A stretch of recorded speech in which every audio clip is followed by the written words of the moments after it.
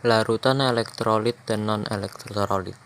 Video berikut merupakan video percobaan uji elektrolit beberapa larutan yang kita kenal dalam kehidupan sehari-hari. Dari video tersebut, apakah ada pertanyaan di benak kalian?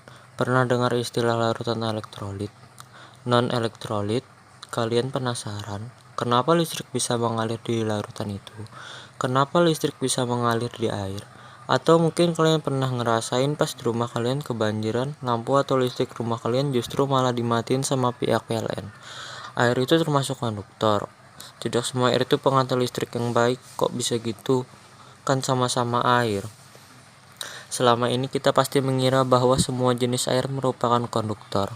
Namun pada tahun 2016 dilansir dari Science Alert, berdasarkan penelitian yang dipimpin oleh Mark Johnson dari Yale University menyatakan bahwa air yang benar-benar murni tidak menghantarkan listrik dikarenakan kekurangan elektron bebas. Namun kebanyakan air yang ada di alam kita sudah bercampur dengan berbagai jenis sedimen dan mineral yang kemudian mengionisasi molekul air dan memungkinkannya untuk menghantarkan listrik. Molekul air yang sudah mengandung ion-ion dari berbagai zat yang sudah terionisasi di dalam air itu merupakan larutan elektrolit. Zat yang berupa senyawa atau molekul yang terkandung dalam larutan itu sangat menentukan apakah larutan itu pengantar listrik yang baik atau tidak. Makanya penting bagi kita buat mempelajari mengenai larutan elektrolit dan non-elektrolit. Karena selain air ditemukan di alam bebas, air juga merupakan komponen utama dalam tubuh. Kandungan air dalam tubuh. Menurut Al-Quran dan sains, 60-70% dari massa tubuh manusia adalah air. Pentingnya kita mengetahui air dan sifat kandungan dalam air. Sesuai dengan penamaannya yang mengandung kata larutan, yang artinya memiliki wujud berupa larutan. Apakah larutan itu sama dengan air biasa? Jawabannya tidak. Larutan tidak sama dengan air, melainkan merupakan suatu campuran yang bersifat homogen yang terdiri dari dua atau lebih zat. Yang dimaksud bersifat homogen adalah larutan memiliki komposisi yang merata atau setiap bagian volumenya akan memiliki komposisi atau sifat yang sama. Larutan sama dengan air. Pengertian larutan. Zat yang jumlahnya lebih sedikit disebut zat terlarut atau solut. Zat yang jumlahnya lebih banyak daripada zat lain disebut pelarut. Larutan gula. Gula merupakan zat terlarut, air merupakan pelarut. Larutan garam. Garam merupakan zat terlarut, air merupakan pelarut. Larutan elektrolit. Secara sederhana, larutan elektrolit dapat dikatakan larutan yang memiliki partikel-partikel berupa ion-ion yang dapat menghantarkan listrik. Berdasar proses pembentukan ion-ionnya, ionisasi, larutan elektrolit memiliki dibagi menjadi dua jenis, yaitu larutan elektrolit kuat, yaitu elektrolit yang terurai sempurna menjadi ion atau mengalami ionisasi sepenuhnya dalam larutan air atau dalam keadaan lebur. Larutan elektrolit lemah, yaitu elektrolit yang tidak terurai sempurna menjadi ion atau mengalami ionisasi sebagian sehingga jumlah zat yang terurai menjadi ion tidak banyak dan menjadi penghantar listrik yang buruk. Larutan non-elektrolit.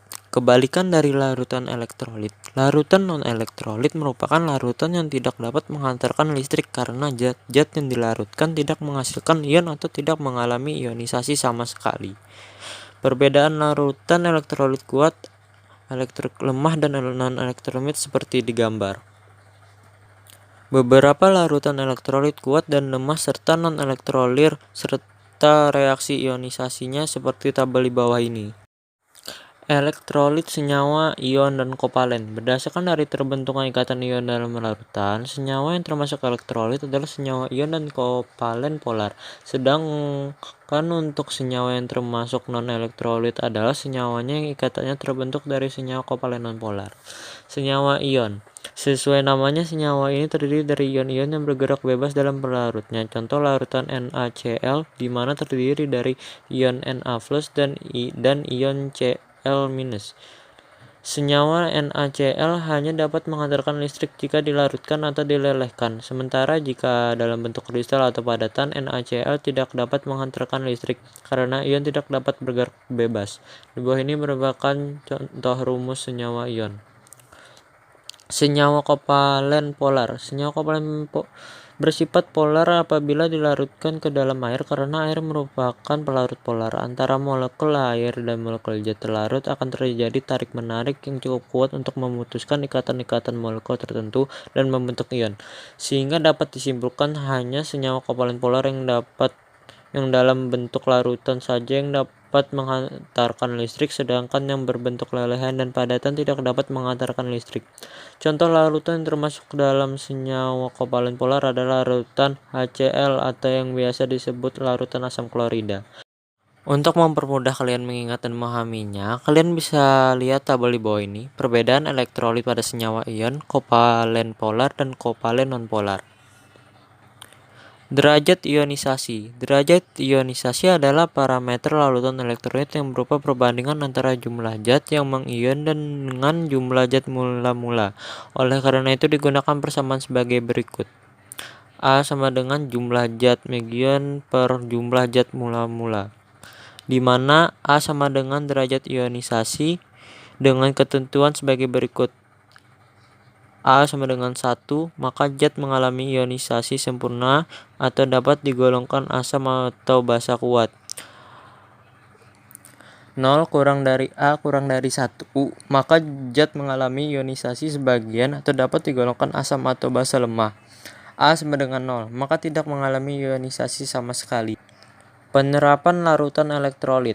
Meskipun rasanya terdengar cukup asing di telinga kita dan jarang dipakai dalam komunikasi sehari-hari, sebenarnya manfaat dari larutan elektrolit maupun non-elektrolit banyak diterapkan dalam kehidupan sehari-hari loh guys. Salah satunya larutan elektrolit bagi tubuh manusia. Kalian pernah mengalami dehidrasi? Dehidrasi adalah keadaan di mana tubuh kita kekurangan cairan, maka kita diperlukan untuk mengonsumsi cairan atau larutan oralit. Cairan oralit itu sendiri terdiri dari air, gula, dan garam, dan biasa dikonsumsi untuk mencegah dehidrasi pada orang yang sedang diare dan muntah.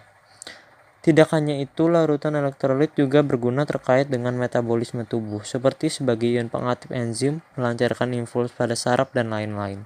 Selain itu, larutan elektrolit juga banyak digunakan atau diterapkan untuk sel elektrokimia seperti bahan pengisi aki, baterai, dan lain-lain. Kalian juga bisa nonton materi mengenai larutan elektrolit dan non-elektrolit di sini ya guys, berupa video penjelasan secara singkat dan jelas dari tutor Kece Genius. Dan semoga artikel membantu kalian dalam memahami materi mengenai larutan elektrolit dan elektrolit. Selamat belajar.